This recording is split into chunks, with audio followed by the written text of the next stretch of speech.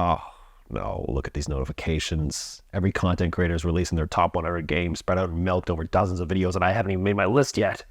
Okay, so not a big deal. I'll go through a regular, typical run-of-the-mill day. I'll bring you along with me, and it'll be my top 100 board games of all time, shot in 100 different locations. I'll even make it thematic. It'll be the top 100 games that tell a story. But it'll be easy. Unbeknown to poor, deluded Michael, it would not be easy, and he would go on to learn a harsh lesson in humility. What a fool. All right, so let's start off with Dungeon Fighter, a super unique party game where you're trying to get your dice into the center of this bullseye by bouncing it off the table, almost like this silly version of curling, which is a sport you've never heard of because you're probably not Canadian. Just great fun for friends who know one another well enough and don't particularly care about personal space, because you will get up and close and personal depending on your powers and equipment. I remember the first time I busted this out, one of my friends had brought his girlfriend over for everyone to meet for the first time. And I had this equipment card where you had to hold the person's hand to make them throw the dice. So I'm grouping the skills for her as she's holding the dice, being like, it's great to finally meet you. He's told us so much about you. K2 is that perfect family type game that I love to bust out for new board gamers. You do your best to get your 2 climbers to the top of the mountain without dying, playing cards to mitigate the balance between going faster up the mountain and your ever-depleting oxygen levels. I think it's that element of danger that makes this game far more exciting than your standard run-of-the-mill family games. Your Bumpy Pants man can die on that mountain and never see his Bumpy Pants wife again, and not only your fault for pushing him too hard. Lords of Vegas is the definitive trading game for me. You run a casino in the Vegas Strip and you're doing your best to sort of bully people out of their casinos and make as much money as possible. Finding that perfect Machiavellian trade while making it seem like you're doing what's best for your friend, when in reality you're screwing him out of the casino he built for himself. Oh, it's pure glee. And in fact, it's led to basically everybody teaming up on me in the game and never trading with me, which might say more about myself than the game. Deception Murder in Hong Kong is my go-to social deduction party game. If you're the killer, you pick 2 different cards face up on the table in front of you. One is the murder weapon, while the other is a generic clue. The entire game is basically everyone at the table trying to set everyone else up for murder. And if that's not how quality friendships are formed, I really don't know what is. You know, Santorini is such a cutthroat, deceptively cute 2-player abstract game. All you need to do is get your little man to the 3rd floor of any building, and that's it, you win. It's so easy to learn, and yet there are so many fun little tense moments. I love seeing that look on my friend's face when I find that perfect way to make it so there's nothing they can do to stop me from winning in a turn or two. You get this sort of galaxy brain feeling, you know, like you just pulled off some amazing move, like you're Magnus Carlsen in chess. To me, that's the mark of a good strategy game. So Anno 1800 is an incredibly awesome game, despite the fact that all you're really doing is trading resource A to trade to resource B to trade to resource C. I think it's the methodical nature of the game that just me and my friends really enjoy. Plus, every single game we play always has at least one person getting incredibly upset because the other person said they were going to build a factory and then they didn't build the factory, and now I have to build it myself, and that's going to cost me a turn, and that might cost me the game. So thanks a lot, Mark. Thanks a lot. So Food Chain Magnet sees you as a fast food joint operator. And essentially you're building franchises all across this shared modular map, building your deck of employees and just being really mean to your competitors. This is one of the more complicated games on this list, but man, I just really enjoy it, despite the fact that there are some times when the game seems to get under people's skin and they give me this look like I've just insulted their mother when I end up messing with them. It's sort of like a knife fight in a dark alley, which to me is a blast. Problem is though that if someone knows the dark alley better than yourself, prepare to be stabbed. Wonderland's War is a super fun game with a beautiful table presence. The game starts relatively slow, but builds tension as it goes, as players go around the tea party table taking actions on a rondel, recruit new members to their party to help them fight, and duke it out in areas of Wonderland for supremacy. It's just a super fun, push your luck game where I love it every time my friends fail because it provides me the opportunity to laugh at them. Although when they do the same to me, it's a little gauche, honestly. You know, try to be a bit more civil when playing board games, please. Have some class. Speaking of class, Hegemony is a brilliant thematic game in which each player plays a specific class with its own abilities. Constructing businesses, employing citizens, voting on important policies, all in an effort to become the one class to rule them all. The best part about the game is that my friends and I continually found ourselves role-playing our characters. You know, when the taxes were raised, the middle class and capitalist players would rage. When the cost of goods increased, the working class players would fume and try their best to burn the entire friggin' system to the ground. There was so much laughter and shouting over what should be a fairly contemplative Euro game that it's a fantastic game and I highly recommend it. Now, if you'll excuse me, I never said this list was classy. Survive Escape from Atlantis is a great family game that I'm always happy to bring out, but only in groups where I know they're okay with a bit of meanness.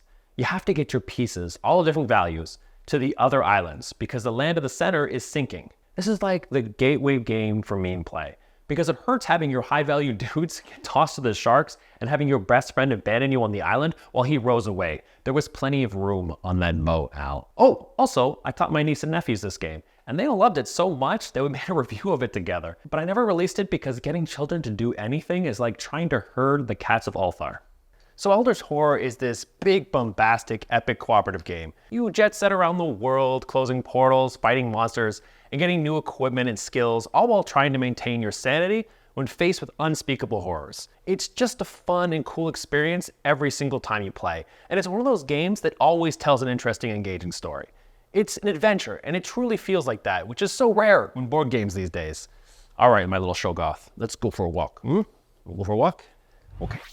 Speaking of adventures, Dead of Winter always provides the most epic experience. If you're not familiar with the game, it is essentially a semi-cooperative game where you and some friends get together and try to survive the zombie apocalypse. You go around the map and you try to complete missions, but the key thing is that one of the people at the table might be a traitor. I always find those types of games really enjoyable because they facilitate a type of player interaction that you don't typically get in other games. And this one always just tells the best stories. Like I remember the one time I had rounded up all the zombies in the area and I brought them all to the base where everybody was hiding, and then I revealed that I was a traitor, and then I took off on my snowmobile. Goose, come on. So Citadels is a game I've had in my collection now for, I think, 20 years. It's been a hell of a long time, and for a good reason. It's an awesome game. Come on. Go get it. Basically, if you're unfamiliar, it's bring me here, Goose, bring the stick here. He won't bring the stick. If you're unfamiliar with the game, it's a race where you want to build up a set amount of buildings. So whoever reaches that set amount of buildings ends the game, and then whoever has the most victory points is the winner. But the key part of the game are the rolls, because at the start of every round, here, come on. At the start of every round, you have to select a role, and your role could be the thief or the king, and all these roles have special powers. And the cool thing is that you want to determine what other roles people selected, because if you select the assassin, let's say, then you have to determine who it is you want to kill. And so it becomes this like 4D chess mind game where you're trying to figure out who everybody's role is. And that's what makes the game so much fun. The building stuff, it's superfluous. You know, it's not that important, it's not that fun. But the role selection, that's why it's in my collection for 20 years. Goose. He's far away, and this is an ice rink. So Nexus Ops is this really cool 4-player beat 'em up, where essentially the game boils down to an area control game, where you get all these like cool powers, and this is all ice and I'm gonna die. God. Where you get all these cool powers, and there's glow-in-the-dark miniatures, and it's a lot of fun just beating up on your friends. It sort of reminds me of those times as a kid where you'd all play at King of the Hill on this like giant snow hill like this one right here, and then just like beat each other up and see who gets hurt the most. Nexus Ops is that packaged into a board game, and for that, it will always be on my list. It's a classic. Goose. Ready? Oh my God. Oh, I'm gonna die, Okay, go. Fine. So Samurai is Knizia's best game, in my opinion. If you're not familiar with it, Samurai is this very abstract game where you're laying these tiles down of differing powers on this beautiful map of Japan. And what you're trying to do is surround these figures, because once a figure is fully surrounded by these tiles, whoever has the highest value of power surrounding that piece wins the piece. It's such a good game, and you are just constantly invested on other people's turns. You are watching that board with such intensity, thinking to yourself, I hope the piece that I want doesn't get fully surrounded. And yeah, there's not tons of strategy in the game because you can't really do a lot of long-term planning because the board state is just constantly changing. But what it does have is this really cool adaptation where you basically have to make sure that whatever strategy you are implementing, it has to be adaptable to what other people are doing at any given time. Plus, have I showed you how cool the pieces are in this game? Look at them. Yes, I carry around samurai pieces. Goose loves them wherever I go. It's Goose's favorite thing.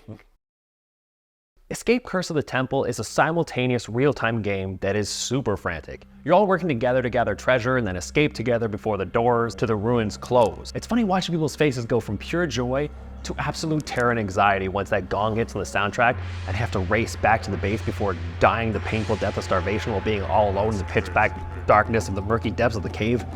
It's just a great family game. Okay, so I had to include at least one miniature game on this list. Aristea, though, is the most board gamey of miniature games. If you're unfamiliar, you lead a team of 4 combatants into an arena, and essentially acts as this area control game where you're jockeying for a position and trying to push people out of these specific areas, because if your character is in one of those areas at the end of the round, you score points. It feels more like a sport than some giant bloodbath war where you have to collect thousands and thousands of dollars worth of armies. You're talking about 4 figures, people. 4 figures. That's all you need. It is the simplest miniature game to get into. And then eventually you can become an artist like me and have really cool headgear. So Fury of Dracula is the only hidden movement game that truly feels epic. Legitimately feels like you're hunting down Dracula, and it's really hard. You simultaneously, as the hunters, feel very powerful because you have your own special powers, yet at the same time you feel incredibly weak and fragile. I distinctly remember playing this game when I was in my late teens and early 20s and just spending super late nights with my friends, just having a laugh and having fun with this game. So Viticulture is probably the best worker placement game for families available right now.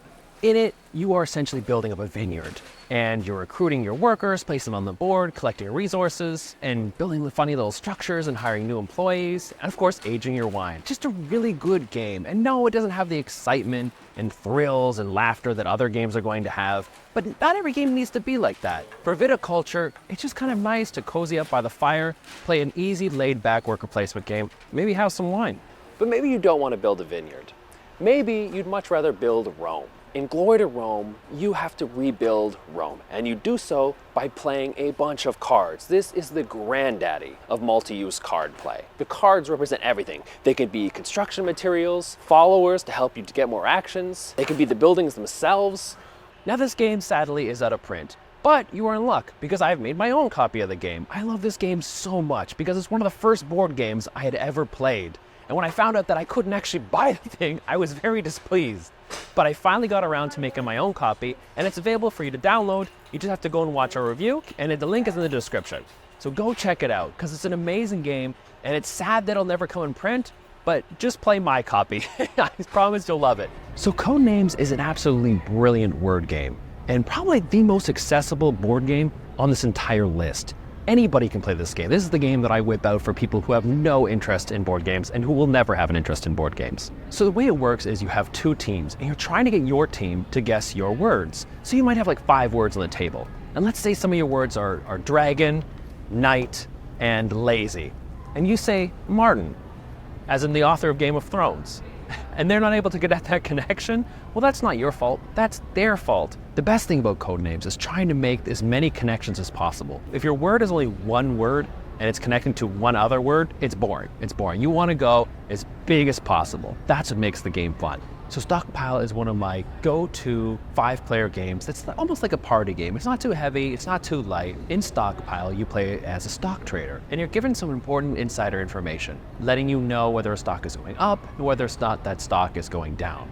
It's just one of those games that gets you really involved in other people's turns. Like when you see one player across the table selling like 4 shares of some particular stock, you think, okay, why are they selling? They must know something that I don't know. It must be going down. Only to find out at the end of the round that they were hustling you just to make you get rid of yours because you had more than they did. And that's what Stockpile provides. Now, if you excuse me, I don't want you to see my super secret code and take out all my monies. So Room Service is like Kiki's Delivery Service, the board game. It's this incredibly cute, pretty game where you play as a little witch delivering potions to different castles. And to do so, you decide whether or not you want to play the brave or cowardly portion of the card in your hand. And if other players, after you, have that same card in their hand, they can play the brave action and take it away from you. The game is just this really amazing family game that I've actually taught to kids numerous times, and they always enjoy it. There's just something about it that's just really pleasing. And despite the fact there are moments when you can lose your turn, it's still fun, because when you do lose your turn, it still kind of feels like it was your fault, which I think makes it a bit more palatable. It's a really fantastic game, and it's one that I wish more people talked about and more people knew about. I think this is one of the definitive middleweight family games that should be in everybody's home. So Expeditions Northwest Passage is this great game that you've probably never heard of. It's actually done by a local designer here in Ottawa. In it, you're basically racing around and trying to collect certain sets, moving your boat around, getting the dog sled out and racing. The best part is the sun mechanic, because you have this sun and it sort of goes around the board. And when it gets to a certain point, the board freezes over. And if your ship is in that spot where it gets stuck in the ice, you have to get out and get into a dog sled and do the same thing. It's funny when it happens to other people, less funny when it happens to me. So Francis Drake is easily the best worker placement game that's heavy that you're going to find that can play 5 players well. So Francis Drake is a worker placement game split into 2 parts. So in the first part, you're putting out your ship on this road to gather resources. And in the second part, you're engaging in adventures in the seas by attacking the Spanish galleon or invading other cities or gathering resources or trading with foreign merchants. And I just absolutely love the rundown mechanic in this game. It creates so much more tension than what you typically get in a worker placement game. Like if I go too far ahead, now I'm begrudging the fact that maybe I'm gonna miss some resources that I could have got if I lagged behind. But if I lag behind, well, now my buddy is getting more cannons than I'm gonna get. It kind of hits you with this burst of anxiety that you would never get in another worker placement game. And when you get to that second phase, the tension doesn't drop.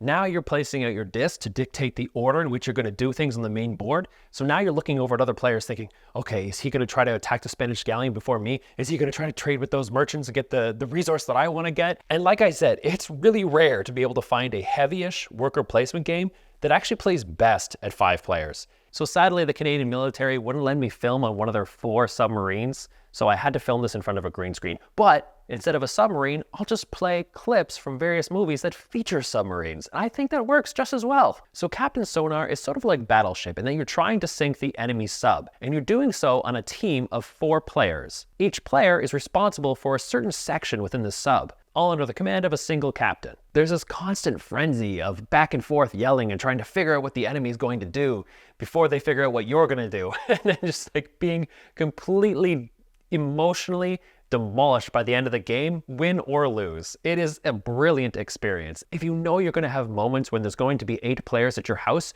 you owe it to yourself to own this game. Under the sea. So Undaunted Normandy is a brilliant 2-player light war game deck builder. You essentially lead through various campaigns and scenarios trying to do various tasks like blow up an enemy bridge or capture a beach, all in an effort to win as either the Axis or the Allies. So what happens in this game is that every time you suffer a casualty, you have to remove a card. And all of these characters on the cards, well, they all have names. So in a sense, the game provokes you to be emotionally attached to each individual soldier. And it's just really well done. And you generally do feel like you're losing a soldier every time somebody dies in your platoon. These men who fought with their hearts, who had families, who had children, their lives cut short through the roll of a die. I've seen horrors in this game. Horrors.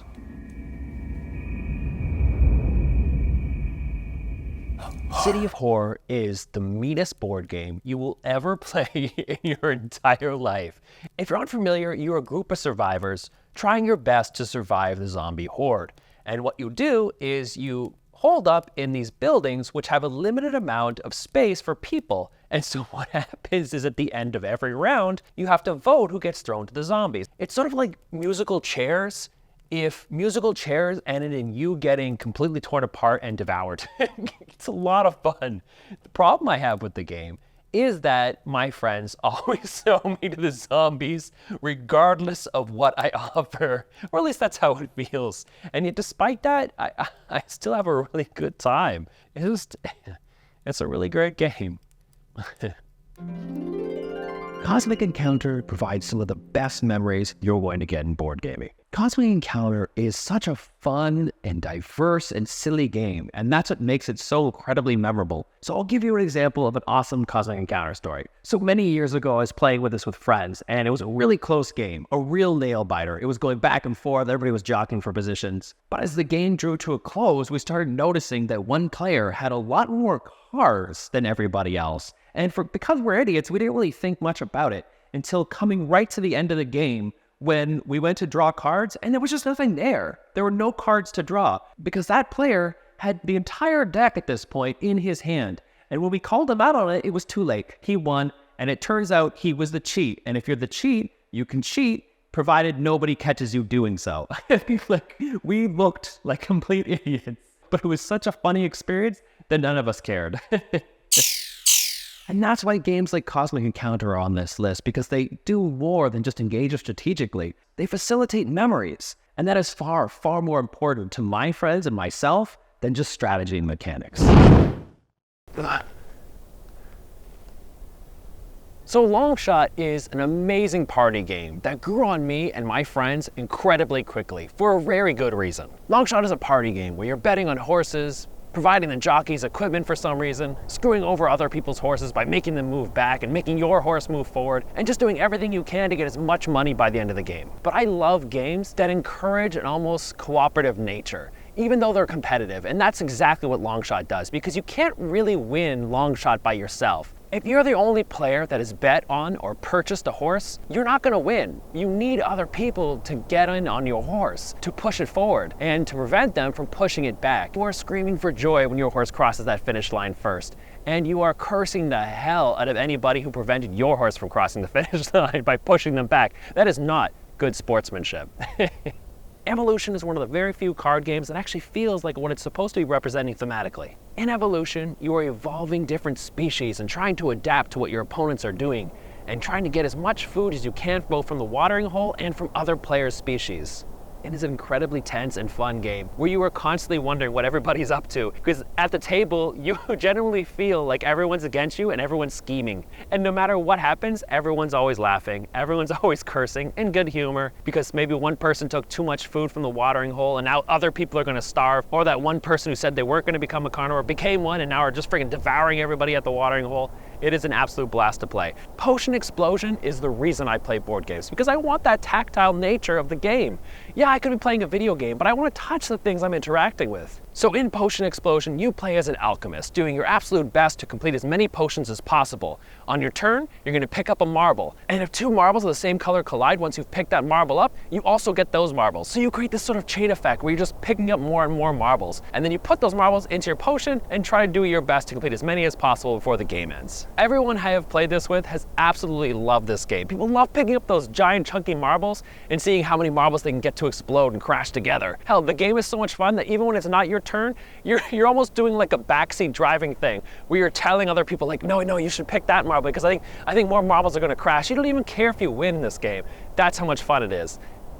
So Conflict of Heroes Awakening the Bear is the best introductory traditional war game you're ever going to find, and it pains me putting it on this list because my friends will not play with me. For whatever reason, they have zero interest in war games, but I love it so much that I had to include it on this list. It's this constant back and forth between the Axis and the Allies, and the ability to actually like counter what your enemy is doing, and unlike most traditional war games, token-based war games, it's not ugly. I don't know who made the rule that all token-based war games had to be absolutely hideous, but Conflict of Heroes is a beautiful game. And if you're just thinking about dipping your toes into the wargaming genre, I highly, highly recommend this one. So Quartermaster General is an absolutely brilliant game that I'm telling you right now you're sleeping on. You've probably never heard of this game. Nobody ever talks about it. 3 players play as the Allies, and 3 players play as the Axis. And it's a team-based game. And it's essentially card-driven with some area control elements in the center. It generally feels like you're on a team, like you're in with your friends in the trenches trying to defeat the enemy. And when you win, I've never had a game of this go where the winning team didn't scream out in joy. You are not going to find a war game that actually feels like a party game and yet still has strategy. Now I wanted to shoot Castles of Burgundy with an actual castle behind me, but I live in Canada, so that's not really possible. So instead, we'll just use the Chateau Laurier, which is like is kind of like a castle. It's got gables and stuff. If you're unfamiliar with the game, it's a dice-based game where you're going to place your dice around on the central board in order to get tiles, to put the tiles into your estate, to gather resources and do a bit of set collection, and basically just get a bunch of victory points. It is a Stefan Feld game after all. Point Salad is the name of the game. You would think Castle of Burgundy would be one of those games that would start to show its age, but it really hasn't. It's still a really brilliant game. Kim and I still like to whip it out at least once a month. We like to take it out at the end of the night, you know, when we're sort of winding down. It's just one of those games that's just really nice to relax to, and you still feel incredibly engaged strategically. So Libertalia is all about getting those doubloons and engaging in some good, dirty pirate work. So in the game, you select a card that you want to play for the round, and that card will enable you to divvy up the treasure that comes at the end of the round, as well as use it for the powers that it provides to mess with other players. Libertalia is just one of those games that does such a great job in facilitating those mind games that happen at the table, because everybody starts with the exact same hand of cards, so the only thing you can ever really do to differentiate yourself is to try to guess what other players are going to play. And that's a ton of fun to do. And Libertalia is one of those games that has a ton of screwage in it. I love messing with other players. I know you figured that out by now, and I know I said this a million times, but it needs to be said. I am a mean player, and it works really well with the theme because you're a pirate, and pirates are supposed to be mean.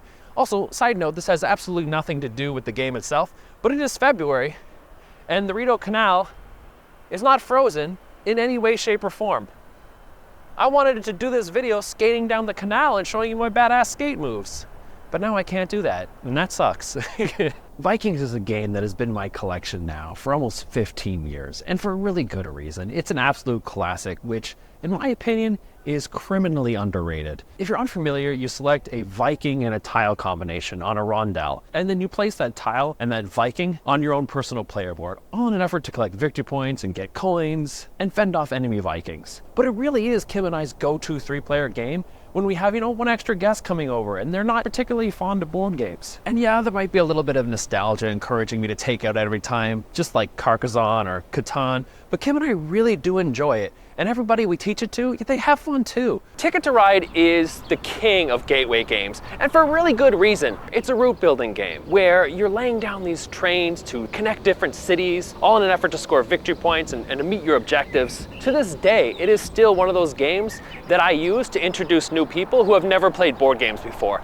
And for that reason, it'll likely be in my collection forever. But what more can I say about Ticket to Ride? Everybody's played it, you've played it, your grandma's played it. It's just a brilliant game. Now, Paper Tales is that perfect game to bust out at the end of the night when everybody's getting a little sleepy and they don't really feel like playing any more games. It's that game that I use to manipulate people to keep playing. Now, if you're unfamiliar with Paper Tales, it is a card drafting tableau builder. When you're laying down cards on the table to gather resources, get victory points, and beat the living hell out of the person to your right of you and the person to the left of you.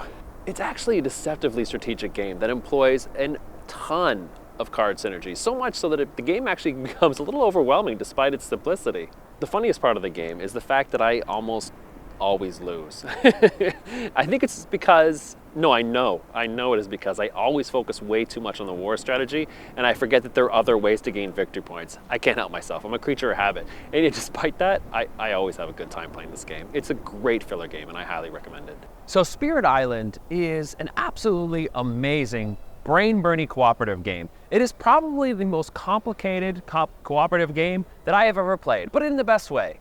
If you're unfamiliar, Spirit Island sees you as a group of spirits trying to recapture an island which is being overrun by mankind, and they're trying to pillage the island, and so what you have to do is band together and sort of force them back. I find Spirit Island, more than any other cooperative game, really encourages working together. Whereas some games like Pandemic, let's say, where you have one power, sees you sort of feeling somewhat useless, this game encourages you to fully embrace whatever power you have for that spirit. And when you lose or when you win, it really does feel like you banded together and accomplished something that was amazing.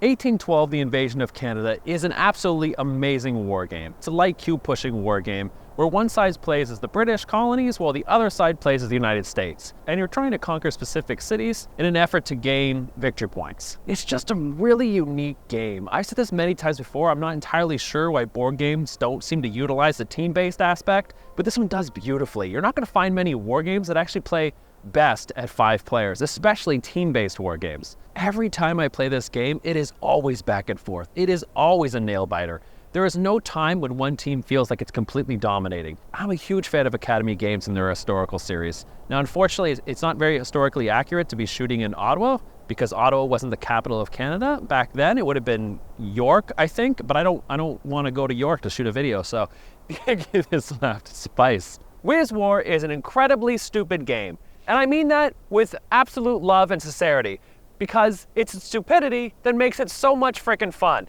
Almost like being on a playground. Oh, I can fit through this. Oh, it's all dirty. Oh, shit. Wiz War sees you as one mage battling other mages, all in an effort to get victory points. So you can get victory points either by capturing the other wizard's chests, or you get victory points by defeating them and killing them. The game is just such a friggin' blast to play because there's so many ways that all the spells can combo with one another, to a point where it pretty much just feels broken and dumb, but in the best possible way. And it's those crazy combos and almost broken feeling that makes the game fun and provides the best gaming memories.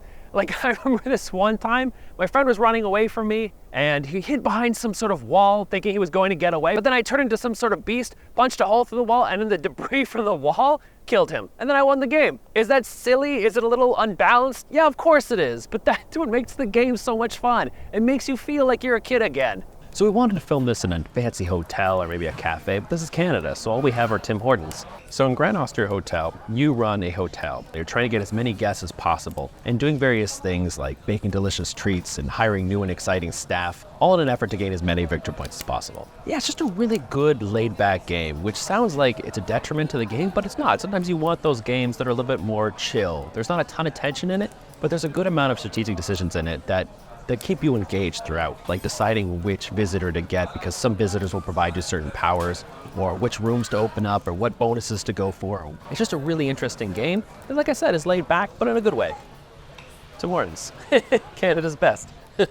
So Furnace has quickly become my go-to filler game. It is my favorite game to bust out at the end of the night or in between games. So in Furnace, you play as an industrialist, building these factories and getting as many resources as possible, all in an effort to generate as much money as possible. So the game essentially has two phases. In the first phase, there's a lot of bidding and trying to make sure you get the right factory that you want, but in other times, trying to actually purposely lose a factory and not get the bid so that you could just get the resources. And I love the tight decision space of just deciding whether or not to put the factory that I just gained from the bidding phase to the left of my industry line or to the right of my industry line. Even though there's really only two options, somehow it offers a lot of strategy. And like I said, it's that perfect game that just fits wonderfully in between two heavier games. So Five Tribes is one of those games that seems to play well at every single player count. Even though Kim and I almost exclusively play it at 2 players. You take all the meeples from a single tile and then move them to adjacent tiles. And the last tile, the last color that you place, you pick up all other meeples of that color. I'm gonna reveal something here. Don't tell Kim. Basically, my general strategy in Five Tribes is to make sure that the opponent, when it's their turn, has absolutely nothing to do. Nothing at all. When I see the look on their face and they're just gravely disappointed by how little meeples they're going to be able to collect their turn, I know I've done a good turn. We're going on a voyage soon, and I need to bring the essentials, and Five Tribes, okay, I gotta bring it. We don't need this. We don't need clothes. We just need board games. So The Voyages of Marco Polo is an absolutely brilliant game that I love to bust out for 3 players. You play as a traveler and trader, going around this map and collecting goods, completing sets, and completing contracts. But the best thing about this game is the individual player powers. For whatever reason, every time you pick a character, they always feel so uniquely different, and they all feel incredibly overpowered. Like every time you play, you're looking over at your friends and thinking like, that character's overpowered, but they think the same thing about your character. The game takes power scaling to a whole new level, and it just creates a hell of a lot of fun. Now, if you'll excuse me, we have a plane to catch, and we're going on our own voyage. So goodbye. Endeavor Age of Sail taught me that not all area control games need to be involving miniatures and tons of dice, that you could have a good area control game just with little discs. My friends and I love the hell out of it. We play it almost all the time, and we love drafting those buildings and getting better strategy as you go. It's just a really fantastic game. Spyfall is a game that people either really love or just hate so much. I think it's because it's basically, I would describe it as social anxiety packaged in a tight little box of cards. Because if you're the spy, you are constantly on guard and worrying as to what your answers are and like pretending to like be in the know when other people give their answer. To like, you're just like, oh yeah, that makes a good answer. That makes sense, when really you have absolutely no idea. And that's kind of the fun of the game. If only because like I've never played a game of Spyfall and left the table with people not laughing and just having generally a good time. So Galaxy Trucker is a real-time strategy game where everybody's building a spaceship at the exact same time, frantically trying to build this ship because at the end of the round, they gotta fly it out into space. It's really random, it's chaotic, but it's a lot of fun. Everybody always laughs and has a good time. And it's always fun to tease other people when they build shitty ships and it explodes. Game of Thrones, the board game, is easily one of the best dudes on a map games currently available today. One of the cool things about it is it has this action selection mechanism where everybody has these little discs, and on the opposite side are the actions you're going to perform for the round. So you're sort of pre-planning your round, right? And so you can promise somebody like, yeah, I'm going to help you attack the Lannisters. Don't worry, I'm going to help you this turn. And so you put your little disc down and be like, yeah, that's an attack action. Don't worry. And then at the start of the round, everybody flips those discs over, and then you're like, oh no, I'm not attacking at all. I'm not helping you. So it just has all these opportunities to be really mean to other players, and I respect that. Robinson Crusoe is one of the few cooperative games that genuinely feels like an epic adventure, where you and your friends are just constantly struggling against the game, but to defeat Kong or to defeat the crazy cannibals that are coming to eat you. And the funny thing about the game is that no matter how hard you play, how many times you play, it always feels like the odds are stacked against you and there's nothing you can do to win. And while that might not be enjoyable to some, to my friends and I, it's a blast. So Chaos in the Old World is a fantastic game with an amazing theme, which is saying a lot because I'm not a big fan of Warhammer.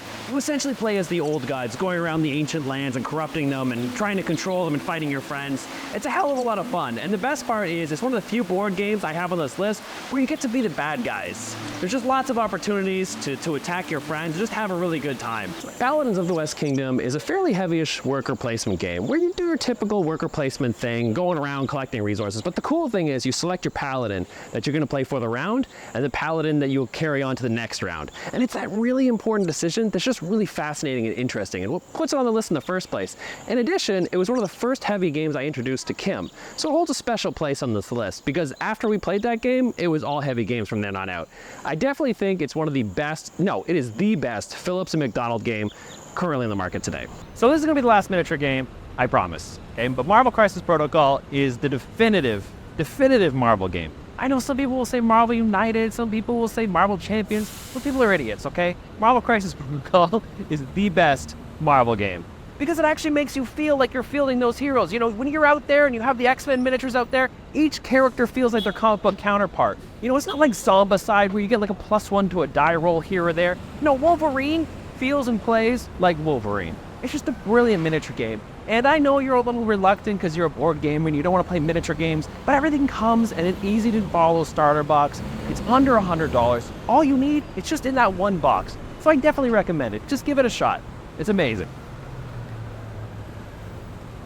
So at Suburbia, you're doing your best to build a city, essentially, by placing tiles in certain positions to maximize wealth and population growth, and to compete for shared objectives. It's sort of reminiscent of all those games you played as a kid, like Sin City and Populous. It's one of those games where it's definitely a silent contemplation game. There is not a lot of interaction with other players, but the interaction that is there, it's enjoyable, and it's fun. It's a good game.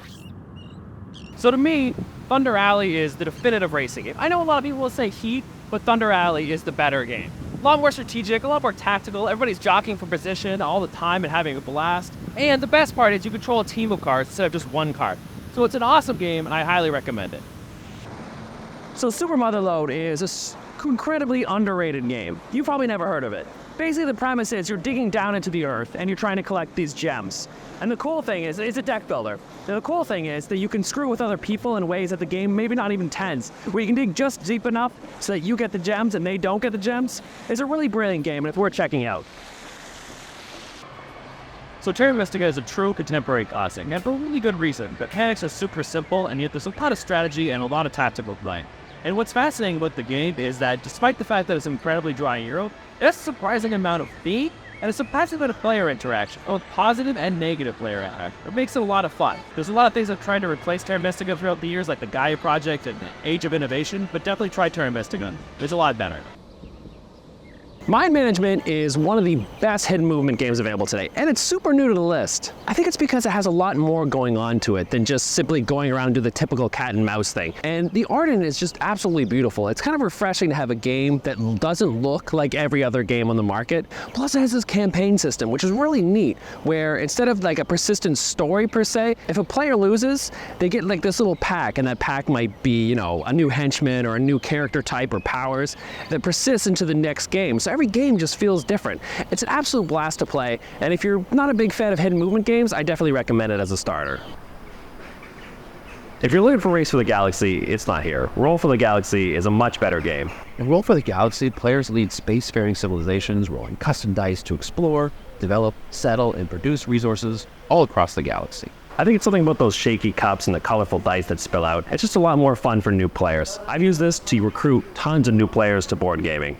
And so for that, it earns a spot in the list. So Orleans is a fantastic game, one in which I love playing. It's basically like a deck builder, but instead of a deck, it's a bag. You put your little workers in a bag and you pull them out. It's a lot of fun, and it's a game I've used to recruit.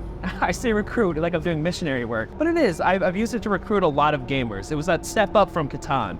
And I like the competition in it and the player interaction, where most of it sort of feels like a race, where you're racing to get the next building before your opponent gets it, or you're racing to get the next resource. It's just a game that I plan on keeping in my collection for a long time, and I definitely recommend it. And the expansion. The expansion makes it much, much better and way more interactive, because you can be mean, and you can take your little dudes and put other people's dudes into prison and stuff like that. It's much better, because I like to be mean. So Carnegie is a game that taught me that sometimes it's not good to play an online board game too often, because I'm at the point now where it's a flex. I'm a little too good at the game. So now when I play with friends or family, it's just not as challenging. But boastfulness aside, it's a really awesome game. If you're not familiar with it, you essentially go around this map, putting your corporations everywhere and making new businesses and sending out your employees to advertise. Okay, the theme isn't particularly good. It's the mechanics that are good. You have a lead follow mechanic, which is the most fun to play because it purposely engages you in other people's turns. Because the mark of a good player and a good turn is when you know exactly where your opponent's gonna play. And that's what makes the game fun. Plus, it has opportunity for screwage, because you have to build little routes sometimes, kind of like Ticket to Ride, somewhat. And any game with opportunity to screwage is the game that I love. If you haven't figured that out by now, then you probably just skipped this part. So Tobago is a game I love to bust out with new players because the game just has presence. It just looks beautiful on the table, and the second you start teaching it, people are instantly intrigued. You essentially go around and you're trying to dig up treasure, but it's a deduction game. So you lay down these cards and you reduce the amount of spaces the treasure could be. It's super fun, and even when you dig up treasure, there's a push your luck element to it. Every time I play, there's always laughter, crying, screaming, especially when the curses come out. People hate being cursed. It's just a fantastic introductory game for new gamers. You know, forget Ticket to Ride, forget Settlers of Catan. Tobago is the game you should use to introduce new players. So Mosaic is a civilization game, one of which plays in under 2 hours, which for a civilization game is incredibly rare. And in it, you're building up your civilization, discovering new technologies, building buildings, conquering lands, but you do it all through cards, and the amount of cards that you play in this game is incredibly immense. When we first played it, I thought for sure our table, and our table's pretty big, would not be able to support this game. It's just an awesome game, and it's a lot of fun to play, and it plays brilliantly at 4.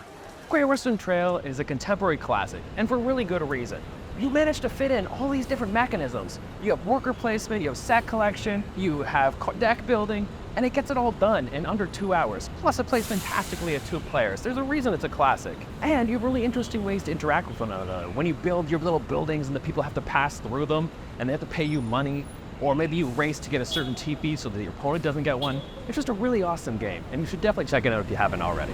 So Mage War Arena is a brilliant strategy game, one in which I love playing. Basically what it is like a miniature game, but instead of miniatures, you use cards. And the best part about the game is that the cards aren't coming from a deck, they're coming from a spellbook, a literal spellbook that you get to open up, take the card out, and then cast that spell. I've introduced this game to way more people than I probably should have. People who probably had no interest in sitting down and playing a 3-hour like pseudo miniature game, because I love it so much. And if people ever come over, it's the first game I'm gonna bust out. So Everdale is it is the most beautiful game I own. I think it's those cute little cuddly creatures. And what's interesting is the game is a lot tighter and has a lot more conflict than what you would expect from something that looks so cute and cuddly. But a major reason this game is on my list is because it's one of Kim and I's favorite, and we used to play it almost religiously for just, I think it was a solid year. And what's fascinating is that the game, I don't know if this is because the game is so balanced well, or if it's because Kim and I are really similar, but our scores are almost always identical. And if you look, because I track all our scores because I'm a geek, because if you look at every game we've ever played, she wins about 50% and I win about 50%. So Fee France 1429 is a game that you've likely never heard of. And that is an incredible shame. Because if you can get 6 people together in about 4 hours, maybe even 5, you end up with an incredibly tense experience filled with player marriages, betrayal, alliances, war, the friggin' plague, and countless stories that you'll be telling for months after the game. Like the time you were king and married for an alliance making another player the queen, but then you found out that the queen was forging an alliance with the Pope and got your marriage annulled so she could attack you because you were selling your daughter off to a player she didn't like. So then she assassinates you to top it all off.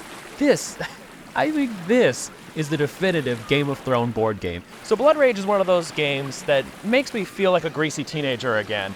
You know, like playing playing Risk in your mom's basement with friends, yelling at them and screaming at them. You know, having, less Cheetos these days because my friends and I are a little older now and our metabolisms are shit, but still the same level of excitement and fun that you get from Risk, all in Blood Rage. You know, maybe it's the card drafting, maybe it's getting all those weird plastic monsters, whatever it is, or maybe it's just beating on your friends that probably makes it more enjoyable. Whatever it is, it's just a blast to play every single time. And it's gotten to the point now where me and my friends and I don't think we really play strategically these days. I think now we just get vindictive, and if one player attacks another player, we just beat on them. Just look out for the jellyfish. Underwater Cities is a game that taught Kim and I that you really have to give a game multiple plays to really understand it and grow to love it. When Kim and I first played this game, we hated it. But after a few plays, it just clicked. Everything just started to make more sense. And the more we played, the more we loved it. It's a relatively simple game, and yet despite its simplicity, there's still a lot of option for strategic play. And that's what makes it so fun. So Tricarian's a weird one because only I enjoy it. Kim doesn't like it, none of my friends like it, and yet despite that, I've played it a bunch because I just forced them to play because that's how much I love it. And the best part is that it's incredibly, and I say this with love, it's very cumbersome, like a lot of Mind Clash games, but it's thematically so. And this also sounds weird, it's really punishing. But I like the fact that it's punishing because the punishment comes not from like randomness, like a deck, it comes from poor planning. If you don't plan properly in this game, you're gonna do really, really poorly. And that's what makes it so fun. And maybe that's why other people don't seem to like it or want to play with me. I don't know. So I'm not the biggest fan of deduction games. In fact, I kind of hate deduction games, but there are a few exceptions. Awkward Guess is a brilliant game, one in which Kim and I both really enjoy. And I think it's the fact that it sort of reminds me of being a kid again and playing Clue with my mom and my dad. It's just a lot of fun trying to figure out who the killer is. And the fact that there's actual interaction in a deduction game, which deduction games almost never have, is just icing on the cake. Like, in order to find out who the killer is, you have to trade your clues with other people. So you get this sort of mini game where you're trying to figure out, like, okay, what clues do they know? What clues do I know? And you're trying to make sure you give them something, because if you don't give them something, they won't trade anything good in exchange. It's just a really brilliant game, and I highly recommend it. Obsession lets me live out my wild Victorian fantasies of having elaborate dinner parties and having hell-raising lawn bowling parties.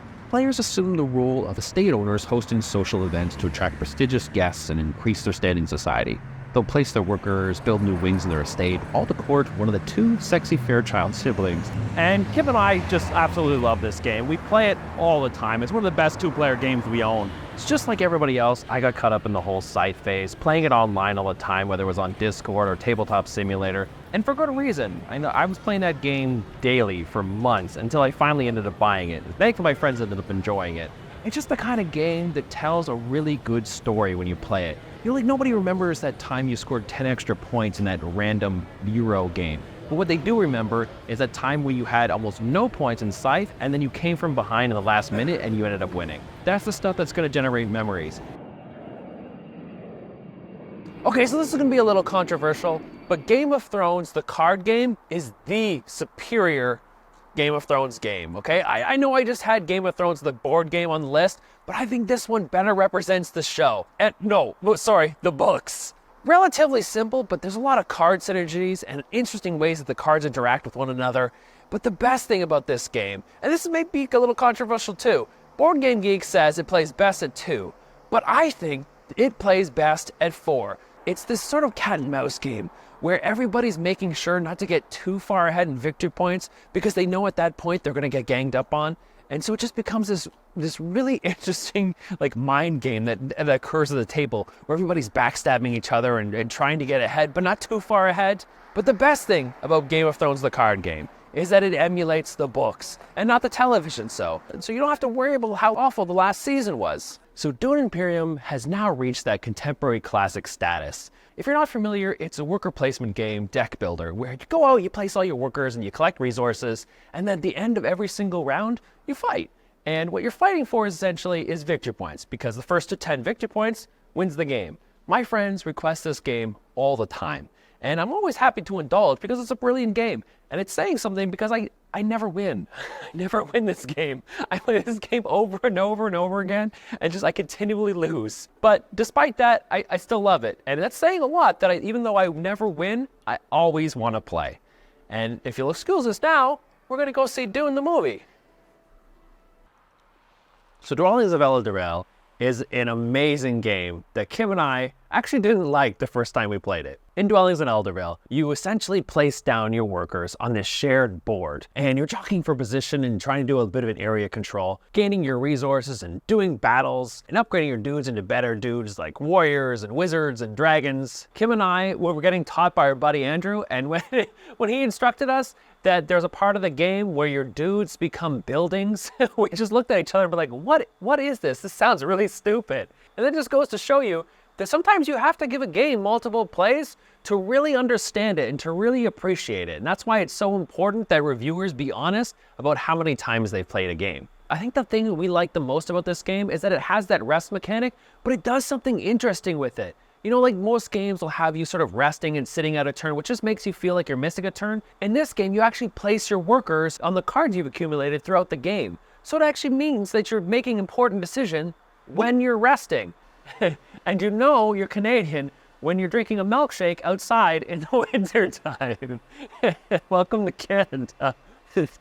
Lost Ruins of Arnak is an absolutely amazing game. One of the only board games that actually feels like you're truly exploring these ancient ruins. It's a worker placement game and a bit of a deck builder. And you place your workers in these unknown locations that you have to travel to, either by plane, jeep, or boat. And at the end of the round, once you've gathered the resources, you flip the tile over and you have to fight the monster that's there. It's one of the few games that definitely provides you a really unique feeling. In Lost Ruins of Arnak, you legitimately are excited to flip over that tile and see what resources you're going to get. You are anticipating what monster you're going to have to fight.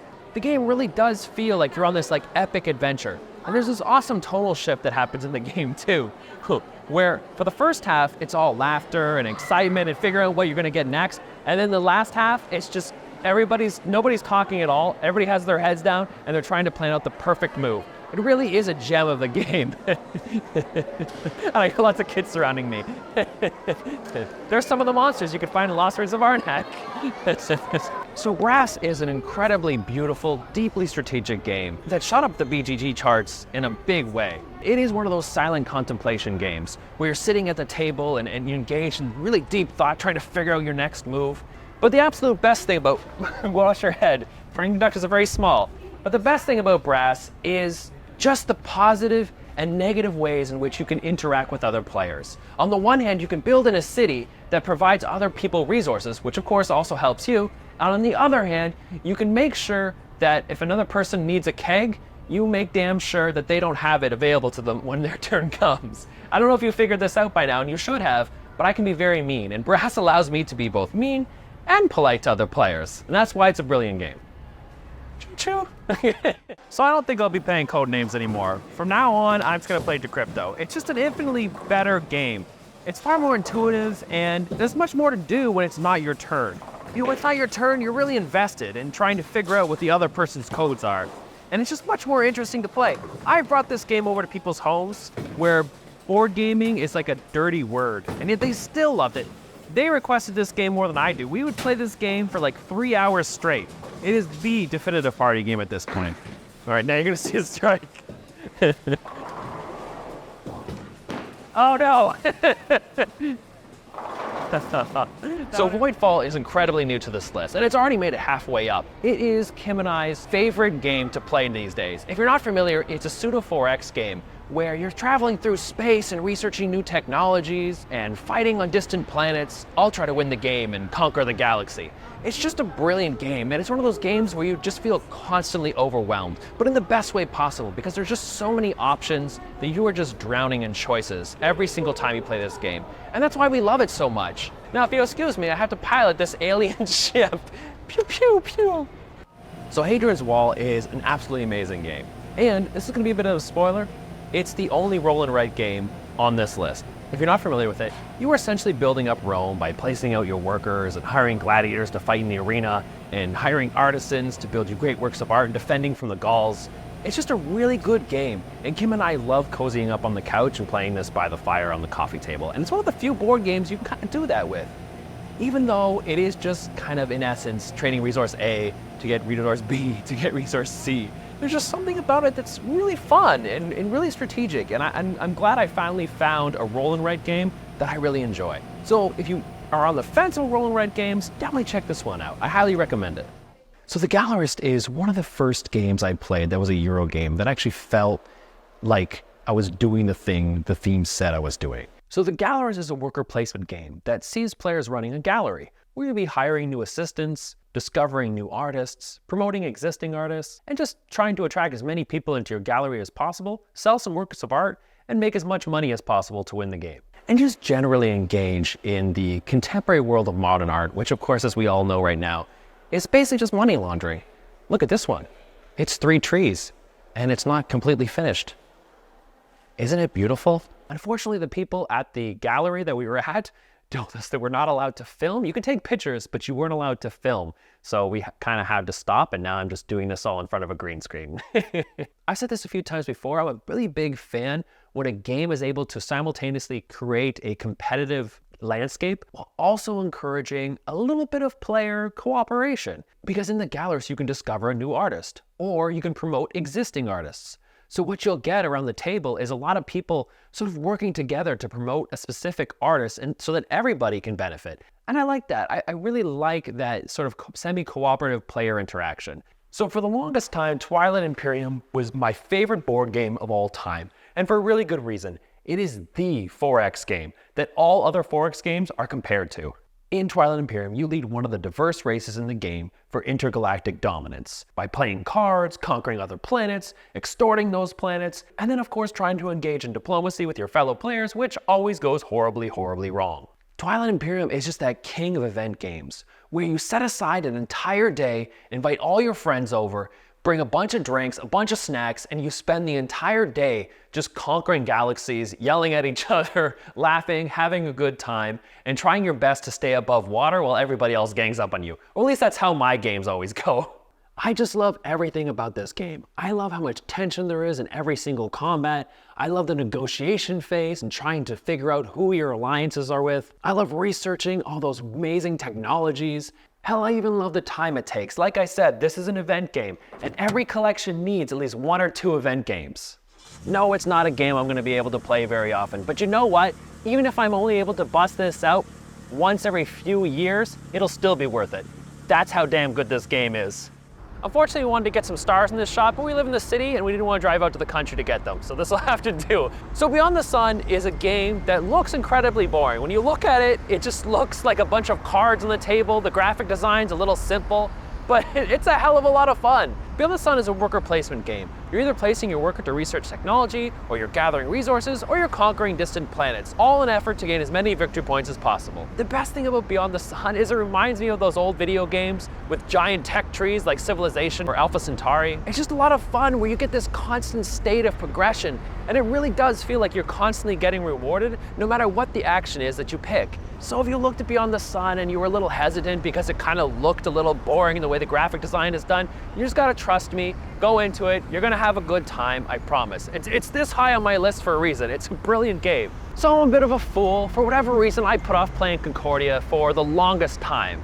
Full disclosure, I've always been an American gamer. I've always been tossing dice and playing with plastic. And so when I saw Concordia, I completely put it off. I didn't want to play it because it just typifies everything I hated in Euro. You know, it's trading in the Mediterranean, essentially. It's the most cliche thing imaginable. But I was wrong. Concordia is an amazing game, and I absolutely love the player interaction in it. It's one of those games that encourages an almost semi-cooperative nature where everything is sort of symbiotic and you're in a relationship with every other player at the table. And so it becomes this thing where, like, yeah, you can build on your own, but you are much better off building next to other players, right, Goosey? He's not used to walking in a city, so he's going absolutely crazy. And he's not wearing a muzzle because he's a naughty dog and bites things. He just eats shit that he shouldn't. So Clank is easily one of the most fun deck building games you will ever own. I guarantee it. Goose, come.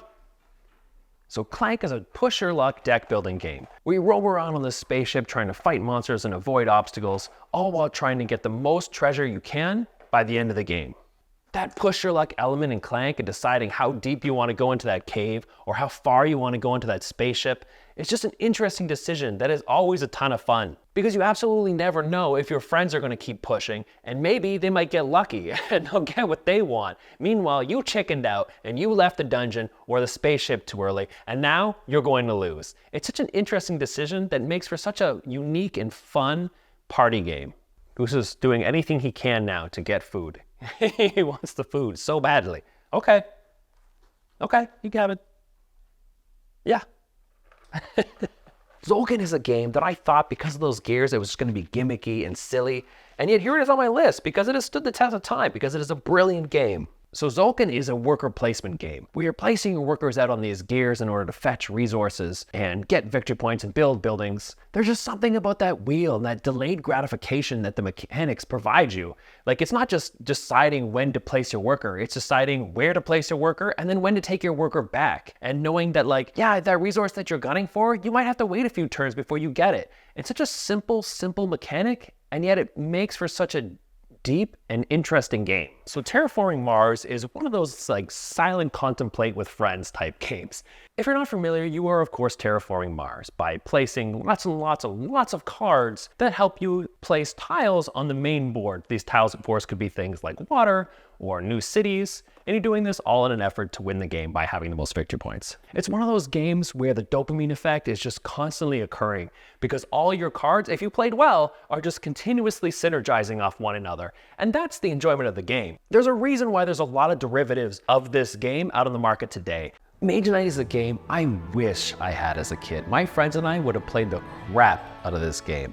I mean, granted, we would have got most of the rules wrong, but really that's not much different than it is today. Mage Knight is a deck builder where you go around this fantasy map, defeating monsters, recruiting new allies, conquering dungeons, and just leveling up your character so you can beat the big baddie at the end of the game. Mage Knight, more than any other board game, really manages to capture what it's like to play those big epic video games. Games like Heroes of Might and Magic 2 and 3, which I used to play a ton with my dad. My dad would have absolutely loved Mage Knight. He used to play, when he played Heroes of Might and Magic 3, he did the Iron Mode thing, but he did the Iron Man thing before Diablo made it popular, where he would play the campaign and then the second his character dies or he fails a mission, he would just go right back to the start of the campaign and do it all over again. He was hardcore, and he would have definitely liked Mage Knight. So if you know anybody out there who likes those big epic fantasy games like Heroes of Might and Magic, play Mage Knight with them. Sit them down, teach them the rules, and then after about 4 hours of teaching them rules, I promise you, you're both gonna have a ton of fun. It really is a brilliant game, and it's an amazing experience. So, like every other Mind Clash game, Anachrony is a big old mess of rules and plastic and various components, which is exactly why I love it. Look at my skills.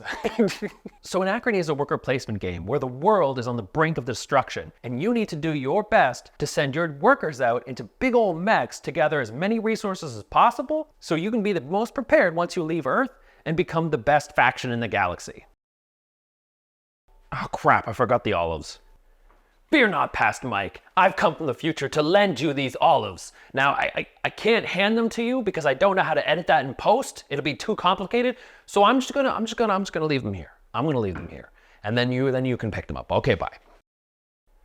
These are empty. Yeah, I know, the time travel portion of this game, it's a little gimmicky, because in essence, all you're doing is giving yourself a loan from the future. But you know what? I don't care. It's the exact same thing with the mechs. I love the fact that you have to slot your workers into these big hulking mechs to send them down on the planet because they wouldn't be able to survive on their own. It gets me hooked into the theme, which makes me more engaged and involved in the game. Unlike a lot of other publishers that feel like they're making derivatives of games that are already popular, Minecraft feels like it's trying to make something unique with every single outing, and I respect the hell out of that. They might not hit a home run every time, but I respect the fact that they're swinging for the fences. And Anachrony is no exception. It's a brilliant game. Check it out. It's good.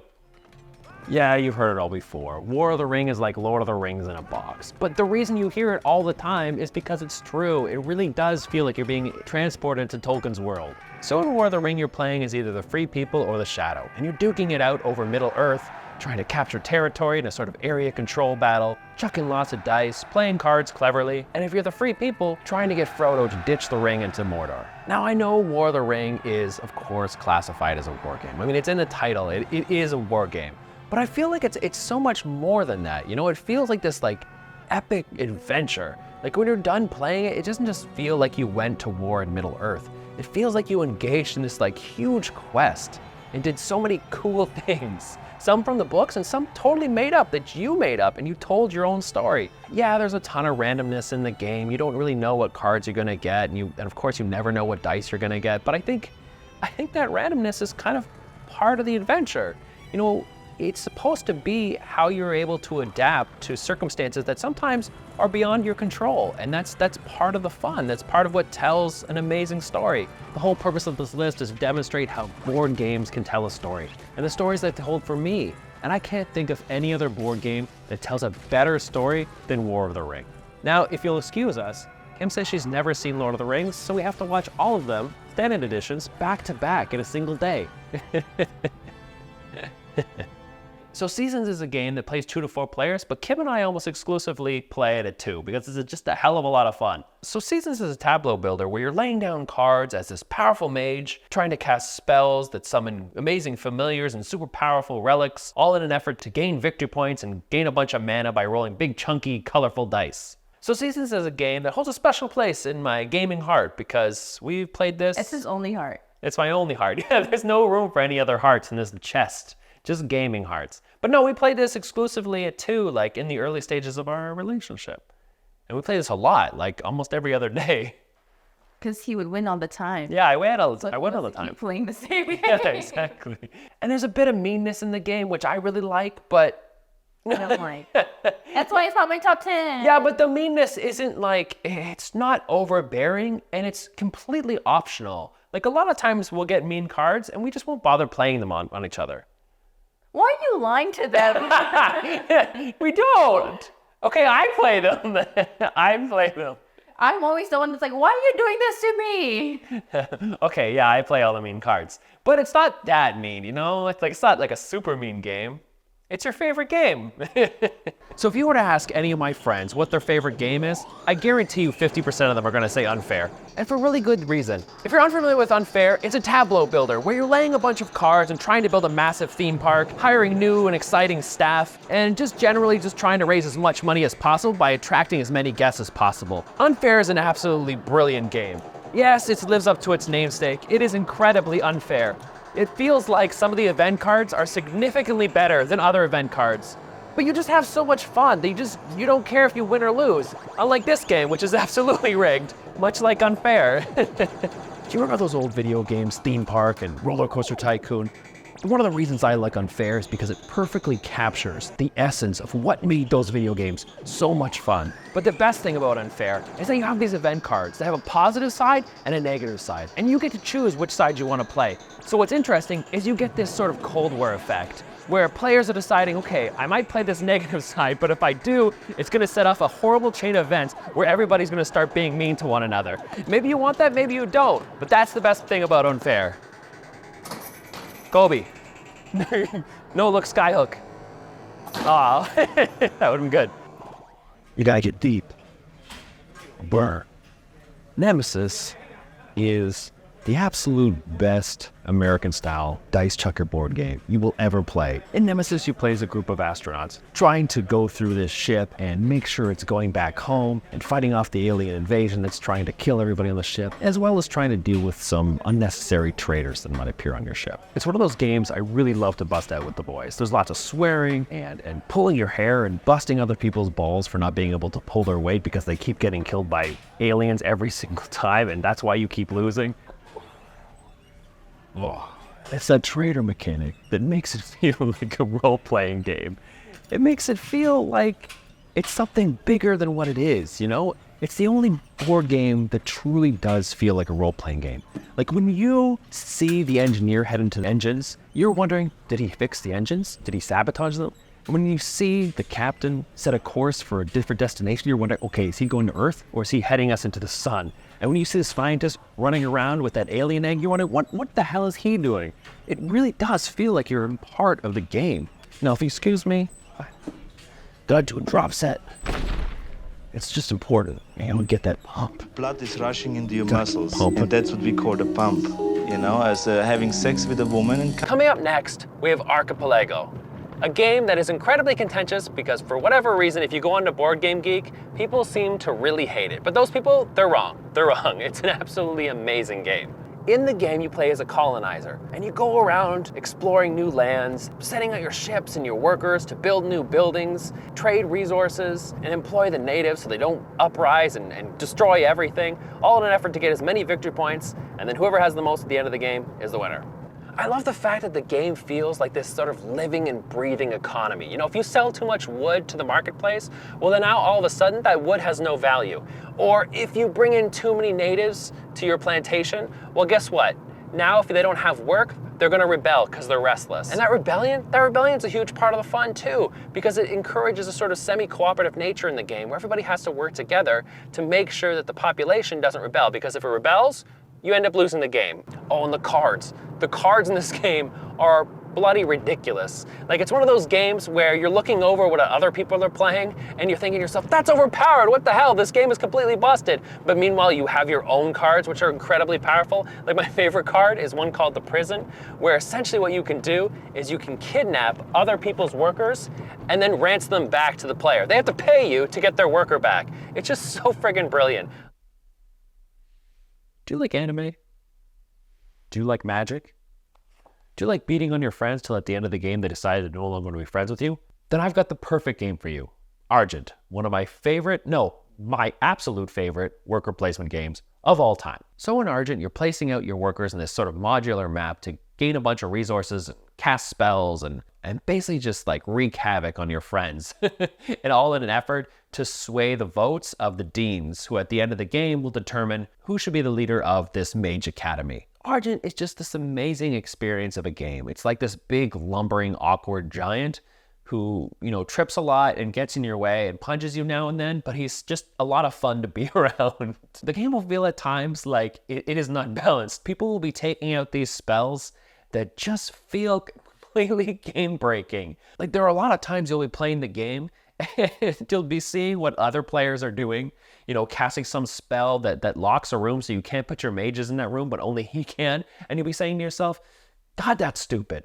I hate that. But man, that's cool. That to me is Argent. Keyflower is one of those board games that reminds me of those old video games I used to play as a kid, like Dungeon Keeper and Populous and SimCity. It makes me feel like I'm really building something. So in Keyflower, you play as a sort of mayor of this village, where at the beginning of the round, you have to bid for certain tiles that you want to put into your village. And when you win those tiles, you get to place them somewhere in your village. And then you get into the next round where you get to actually lay your workers down within your own village and other people's villages to gather resources and gain victory points. I just really love that experience of building something and, you know, playing a game, and then at the end of the game, seeing the fruits of my labor all laid out on the table in front of me. There's just something really quaint about building this sort of quiet hamlet. And I love how the game encourages you to interact with other players. Like, I love how my villagers sort of go to other people's villages to collect resources. And it really does feel like I'm sending, Tom out on a mission to get some lumber so he can bring it back to my village. It's just a heck of a lot of fun, and it really does feel like I'm building and running a village, and that's awesome. Ark Nova is easily the best two-player strategy game that Kim and I own. It's not even close. So in Ark Nova, you sort of run a zoo where you'll be collecting animals and setting some free, hiring employees that will give you special powers, and just doing everything you can to build the most prestigious zoo. I love all the interesting decisions you have to make in this game, and how tough it can be sometimes when you want to take a certain action, like I want to build an animal this turn, but my animal card is in the one spot. If I just wait, 4 more turns, it'll be a lot more powerful, but I really need to do it now. The game just packs on like layer after layer of interesting choices, and that's what makes the game so freaking fun. Even though Kim and I have almost zero interest in zoo animals, something about the theme in this game just shines through so brilliantly. Each animal card actually feels like its real-life animal counterpart. Ark Nova is one of the few games Kim and I actually crave. Like, we'll just see it sitting on the shelf, and we just have to play it. And it doesn't matter if we played it the day before or the day before that. We have to play it again. It is that freaking good. I had all this planned out. It was going to be Through the Ages, A New Story of Civilization. That's going to be the best game of all time. I had it all planned out so that it would come back to the bedroom as if I was going to bed, to insinuate that throughout the course of the video was all just one day. As if the video was telling a story itself, just like the games were telling stories, because that was the theme of the list. And when I was editing it, it just kind of felt a little hollow. It didn't sit right with me. Because when I think of one game that told the best stories of my life, the one game that provided me the most memories, it's Risk. I know you're not supposed to put Risk on your #1 board game of all time, but it's true. I remember so many times as a kid playing Risk and just having a blast. And I remember being a greasy teenager and pushing around the cheap plastic and flimsy cardboard and just yelling and screaming and agonizing over all these turds and who to ally with and who to attack. It was always fun. It was always fun. And most importantly, it's a game that I got to play with my dad. And more specifically, it's a game that I got to play with him when he got sick. Because at the time I was in university and I couldn't go home as much anymore. And it was an important experience because neither of us communicate very well with one another. And so in some ways we were able to bond over this game, this like old as hell, not particularly well-designed game. And we used to play on a site called Conquest Club. I remember once proposing the idea of ganging up on all these people that we played with so they would get booster MMR. And I remember him like telling me, "No, you can't do that. It would be immoral. You got to play fair." Because they don't know we're related, right? So we could gang up on anybody. Yeah, but he wouldn't let me do it. And I remember going back to that site when he passed and just seeing this like huge list of games that would just never get finished, And I remember thinking like, maybe I'll just play again, to reminisce. And I couldn't do it. So yeah, I guess it had to be Risk. Board gaming to me has always been more than just cheap plastic and flimsy cardboard. Board gaming to me is the stories you tell. Board gaming to me, it is bonding with your family and your friends. It's those funny stories you tell the next day of your friend messing up or the time when you ganged up on one of your friends and beat him down because he was in the lead. Or those times where you're just agonizing over your moves and then the next day you're like, "Oh, I should have did this." Board gaming it is the stories. And I love that I'm now able to share my passion with people. And I'm, even in those moments of like silent contemplation with friends where everybody's in their think tank, nobody's talking to one another. Even those times I love, to me, that's bonding.